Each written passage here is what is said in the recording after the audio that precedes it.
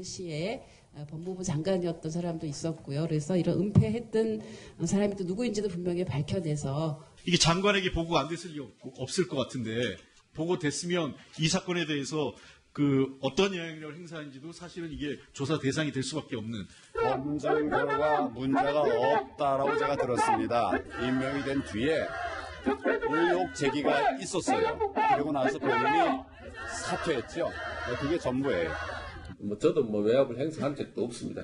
수사에 관여한 적이 없습니다. 전혀 사실무근이라는 점을 말씀드립니다. 네, 이번 한랭킹부터는 김광삼 변호사도 함께하겠습니다. 어서 오세요. 네, 안녕하세요. 네, 어제 과거사 진상조사단의 공개 출석 요구에 응하지 않은 이 김학의 전 차관의 별장 성접대 의혹의 불똥이 이 정치권으로까지 옮겨 붙었습니다. 네, 민주당은 당시 법무부 장관이었던 황교안 자유한국당 대표와 청와대 민정수석을 지낸 곽상도 의원을 겨냥하고 나섰는데요. 황 대표와 곽 의원 흠집내기라고 펄펄 뛰고 있는데, 그런데 이 황교안 대표와 김학의 전 차관, 김 변호사님, 네. 사실 법무부 장관 차관으로 만나기 전에도 개인적인 좀 친분이 오래전부터 있었던 거 아닌가요? 근데 이제 친분 자체를 부인을 하는데 네. 있을 수밖에 없죠. 일단 연고가 학교에 있어요. 이제 경기고 1년 선후배 사이입니다. 네. 그래서 황교안 대표가 후배예요. 1년 후배고. 근데 사법시험은 황교안 대표가 김학의 전 차관보다도 또 한 기수 유예입니다. 그러니까 이 밖으로 이렇게 거꾸로 또 그렇죠. 1년 그렇죠. 후배 그렇기 때문에 선후배. 고등학교 선후배에다가 연수원도 굉장히 인접해 있고 또 검사 생활을 같이 했잖아요. 예. 같이 하면 사실은 굉장히 어떤 동문 검사들도 모임도 있고 여러 가지 있기 때문에 굉장히 친할 수밖에 없는 그런 어떤 인적 구조다 이렇게 볼 수가 있어요. 뭐 친하면서도 경쟁 관계였을 수도 있을 것 같긴 한데요. 사실 이 여야 공방이 김학의 전 차관 사건을 두고 굉장히 거세지고 있습니다. 이 6년 전 사건에 대해서 좀 듣기 전에 이런 발언이 이번에 6년 전 사건 다시 끄집어냈습니다. 어떤 얘기인지 한번 들어보시죠. 육안으로도 식별 가능성도 명확하기 때문에 감정 의뢰 없이 이건 동일인이다라는 것으로 검찰에 송치했다고 합니다. 변호사님, 이제 자세히 말하기 전에 6년 전에 이 김학의 전 차관 사건 어떤 건지 좀 간략하게 설명을 좀 부탁드려요.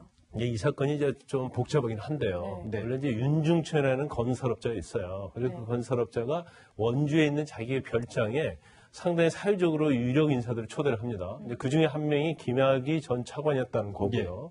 그런데 이게 처음 발단이 우리가 이제 버닝썬에서 이제 폭행 사건이 발단이 됐잖아요. 예. 근데 이 사건은 그 윤중천 씨가 가깝게 지내는 연인이 있어요. 네. 그래서 그 연인에 대하여 윤중천 씨 부인이 서로 불륜관계다고 해가지고 소송을 제기를 합니다.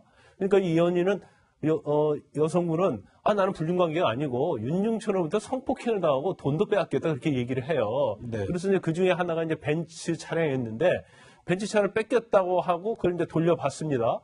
돌려받았는데 트렁크를 열어보니까 거기에 CD가 7장이 있는 거예요. 네. 그래서 이 CD를 재생을 해보니까 거기에 그 별장에서 난잡하게 네. 어떤 성파티를 하고 그런 것들이 다 드러난 거죠. 그래서 그 중에 이제 일부를 이제 누가 촬영했는지 모르겠어요. 그걸 핸드폰으로 그걸 촬영을 합니다. 네. CD를 복원한 다음에. 네. 근데 그걸 경찰에서 입수를 했는데 이제 CD를 핸드폰으로 촬영했기 때문에 굉장히 흐릿할 거 아닙니까? 네. 네. 그래서 경찰이 이걸 국가수에다 맡겨요. 예. 그래서 이걸 좀 분명히 누구누구인지 좀 하겠다고. 그리고 그해 5월에 한 2개월 있다가 경찰이 원본을 입수를 합니다. 네. 그러니까 화질이 이게- 뚜렷한. 그렇죠. 이 원본은 굉장히 화질이 뚜렷하기 때문에 지금 민감년 총장이 얘기했듯이 김학의 전 차관의 얼굴을 확실히 확인할 수 있었다 이렇게 얘기를 하고 있거든요.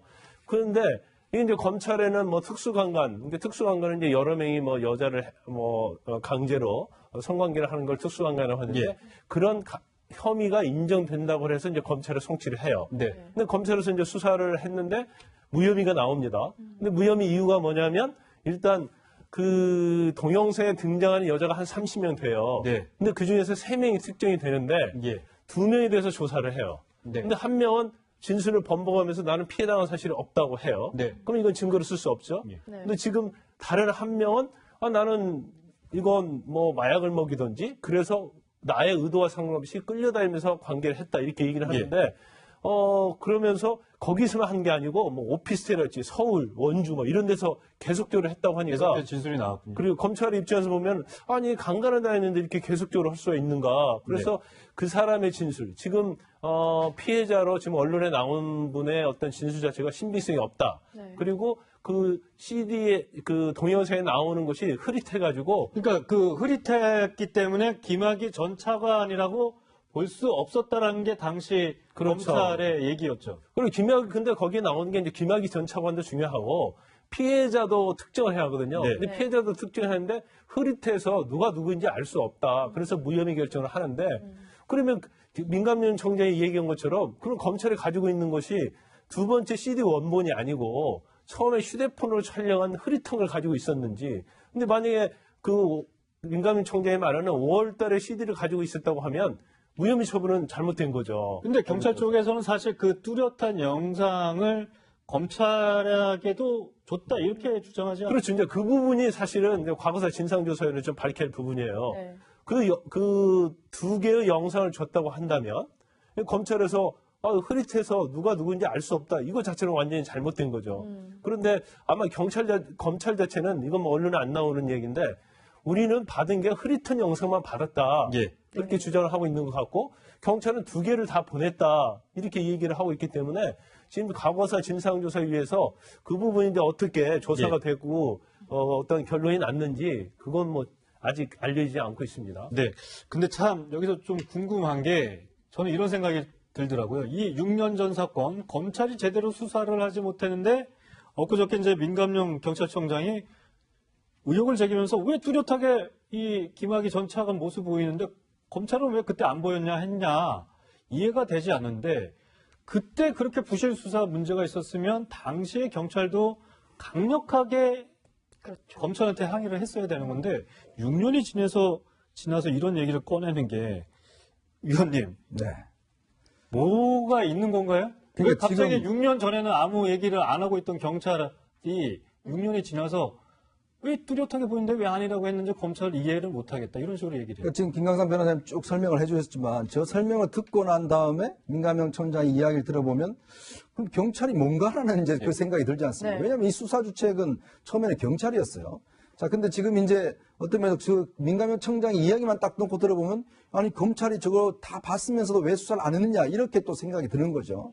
근데 사실은 지금 보면 당시 경찰이 만약에 그 두 번에 이거는 한 번 무혐의한 게 아니라 이 여성분이 다시 고발을 합니다. 그래서 다시 또 수사를 했는데 별다른 첫 번째 수사와 별다른 어떤 증거의 변화가 없다라고 판단해서 또다시 무혐의를 하는 것이거든요. 네. 그러면 지금 민감용 청장 이야기대로 그 화면에 나온 사진이 누가 봐도 명백하다. 왜냐하면 첫 번째 그 흐릿한 화면은 경찰도 이걸 확신할 수가 없어 국가수에 넘깁니다. 네. 국가수의 감정을 받아요. 그럼 국가수에서 그런 사람으로 추정된다라는 감정 결과를 가지고 검찰에 넘기는 거죠. 예. 근데 두 번째 화면은 누가 봐도 명백하기 때문에 국가수 갈 필요도 없다. 그렇게 해서 넘긴 거예요. 자, 그러면 수사를 30년 넘게 한 분이 이거는 누가 봐도 명백한 김학의 차관이라고 이야기를 하는 거를 그러면 검찰이 반드시 보면 똑같이 느낄 거 아니겠습니까? 네. 근데 검찰은 전혀 그렇게 보지 않은 거거든요. 그러면 지금 이번에 진상조사에서 이야기를 한 게 뭐냐면 3만 건에 달하는 디지털 기록이 경찰에서 검찰 단계에 넘어오지 않았다라고 주장을 한 거예요. 근데 지금 경찰 주장은 그 3만 건은 이 사건과 별로 상관이 없는 거에서 우리가 그냥 없앤 거다. 이렇게 또 주장을 하고 있는 거죠. 네. 그러니까 아까 이야기했듯이 그러면 정말 검찰이 그 영상을 제대로 받는 것인지 봤다라고 한다면 거기에 만약에 특수강간이 되려면 합의에 의한 관계는 사실 의미가 없습니다. 예. 특수강간이 되려면 피해자가 적시가 돼야 돼요. 그럼 피해자의 상황도 분명히 나와 있는 거거든요. 그렇게 된다면 처음에 두 차례 내린 결론하고는 전혀 다른 결론이 나올 수가 있는 거죠. 이제 그런 부분들을 좀 더 명확하게 밝혀야 되는데 지금 진상조사회가 얼마 남지 않았습니다. 예. 근데 지금 진상조사회가 지금 어제 사실은 출두를 했는데 출두를 못했거든요. 예, 소환을 했는데 못했습니다. 예, 요거 이건 사실 할 의무도 없어요. 네. 그런 상황이라 보면 30일 날 때 끝나기 때문에 아마 추가적인 내용을 밝히기는 상당히 역부족이지 않나 싶어요. 추가적으로 네. 한 말씀을 드리면 이제 민감용 청장이 그 두 번째 동영상은 너무나 뚜렷해서 김학의 전 차관이 분명하다.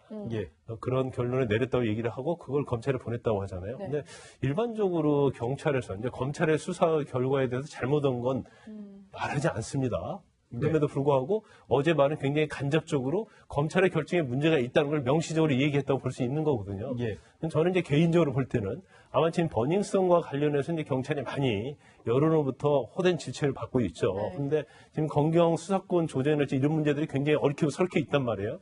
경찰 입장에서는 일단 물론 경찰이 확신적으로 검찰이 수사를 결론을 잘못 냈다. 이런 뉘앙스를 주는 것 자체가 의도적일 수도 있고, 의도적일 수 있고, 진짜 또 잘못할 수도 있어요. 그래서 그런 것들이 좀 전략적으로 좀 묻어있는 발언이 아닌가. 그렇게 이제 생각해볼 여지도 있다는 거죠. 예, 알겠습니다. 그 얘기는 조금 더 나중에 더 해보도록 하죠. 이렇게 사건이 확대되는 가운데 어제였습니다. 피해 여성이요. 이 세종문화회관 앞에서 기자회견을 열고 이 해당 사건의 공소시효를 이제 30일까지라고 말씀하셨는데 연장해야 한다고 주장을 했거든요. 근데 앞서 한 방송국에서 인터뷰를 했는데 교수님 검찰의 수사 행태 동영상에 나왔던 행위를 시켰다고 하면서 좀 그 부분을 비판을 했었어요. 그래, 진짜 그 검찰의 입장에서 이해가 좀 안 이해가 안 되죠, 당연히. 그게 뭐 하는 행동입니까? 2차 피해, 2차 가해 아닙니까? 그러니까 본인이 했던 행동을 다시 해보라고 거기서 수사받는, 그럼 이 피해자 입장에서는 얼마나 이게 황당하겠습니까? 피해를 당해서 영상도 있는 상황에서 와서 진술을 했는데, 와서 진술하는 것도 얼마나 힘들었겠어요. 본인이 뭐라고 얘기하면, 마지막 인터뷰자면 그런 얘기까지 나와요. 국민 여러분 저 좀 살려주세요 하면서 울면서, 대통령님 저 좀 살려주세요. 얼마나 그동안 무서웠겠습니까? 그 전 정권에서 검찰, 경찰이 한 행태를 봤을 때 저 여성은요, 본인이 아무리 검찰, 경찰 얘기해도 살 수 없다는 생각을 했을 거예요. 그 윤중천이라는 사람도 그렇고 김학의 전 차관이라는 사람도 그렇고 제가 볼 때 연루된 모든 사람들이 얼마나 많은 권력을 이용해 저 사람 압박하고 겁박했겠습니까? 물론 지금 그 부인되는 사람은 본인은 그렇게 얘기하지 않는다고 얘기하지만 저 여성은 또 부인되는 사람까지 찾아와서 김학의 전 차관의 부인되는 사람이 찾아와서 본인한테 협박했다. 회유했다 이런 얘기까지 하고 있어요. 그건 진실관계는 나중에 따져봐야 되겠습니다만 그런 상황에서 어렵게 나와서 진술을 2번이나 했음에도 불구하고 그 진술을 받아들이지 않고 또 직접 해보라고 하고 이런 행동을 했다고 하면 그 당시에 경찰, 검찰이 정말 이 사건을 제대로 수사할 의지가 있었는가. 저는 일부러 덮으려고 하지 않았나 하는 그런 의심을 크게 가질 수밖에 없는 그런 상황이라는 생각이 듭니다. 그러니까 사실 지금 이제 김 전 차관의 부인은 이 여성이 한 말에 대해서 반박을 했는데 완전한 허위다. 그러니까 어제 이제 저희 이 전체 이제 언론사 법조 기자들한테 몇 장의 A4 용지 3장에 관련돼서 입장문을 보내줬는데 김 전 차관의 부인은 이 여성 피해 여성의 주장이 허위고 잘못됐다. 그런 부분에 대해서 이제 관련 지금 화면에 나온 저 이런 입장문을 전달을 하기도 했습니다. 그런데 다시 좀 핵심으로 돌아가서 사실 당시에 검찰 수사가 부실했다 이런 부분이 나온다면 지금 황교안 대표에 대해서 화살이 안 돌아올 수밖에 없는 부분이잖아요. 그 부분에서 여당은 계속해서 이 이슈를 가져가려고 하는 거고 아직은 구체적이지는 않지만 특검을 도입해야 된다는 얘기도 조금씩 나오고 있어요. 그러니까 이 사건이 지금 이렇게 확대되는 이유는 이게 단순한 이 사건만 놓고 보면 이게 또 그렇게 확대될 그 가능성이 없는데 문제는 이게 이제 지금 황교안 대표가 당시에 법무부 장관이었습니다. 그 다음에 이제 곽상도 의원이 민정수석이었어요. 그리고 당시 김학의 전 차관이 사실 차기 검찰총장이라는 이야기가 많았었거든요. 그때 검찰총장이 최동욱 검찰총장이었습니다. 최동욱 검찰총장은 이제 혼외자 문제로 사실 이제 낙마를 했죠. 이제 그러다 보니까 이 사건 자체가 이제 과거 정권의 어떤 관계성, 그 다음에 이제 지금 최근에 박관천 전 경정이 증언한 바에 따르면 이 인사다 사실 최순실 씨와 관련된 인사였다라는 이런 이야기. 국정농단 사건도 그렇게 얽혔다. 이게 막 얽혔는데 사실 뚜렷한 증거는 없어요. 왜냐하면 또 황교안 대표 입장에서 본다면 당시 법무부 장관이 이 사건 관련해서 뭔가 개입하리라는 그런 상황들, 과연 이게 검찰의 눈이 한두 개가 아니거든요, 사실은. 이런 사건 정도를 예를 들어서 무마시킨다지 하려면 이건 예를 들어서 몇 명의 사람들이 관여가 돼야 됩니다. 사건 담당 검사, 부장, 차장, 그다음에 검사장 등등 해서 과연 그러면 이 사건을 그냥 바로 뒤덮을 수 있는 것인가에 대한 의문들. 물론 사실은 지금 여당에서는 특검까지 했다고 하지만 아직 그거 할 만한 분명한 지금 사실 증거는 없어요. 왜냐하면 이 사안 본질 자체, 본안 자체도 아직까지 어떤 면에서 보면 여러 가지 논란이 있는 거거든요. 왜냐하면 피해자가 이게 많은 사람이 특정이 되고 이 된다라면 또 모르겠습니다만 일단 이 한 분이 이제 본인이 2014년도에도 박근혜 전 대통령한테 이 탄원서를 올렸어요. 네. 이제 또 이번에 마찬가지로 이제 본인이 그렇게 피해자라고 주장하는 거거든요.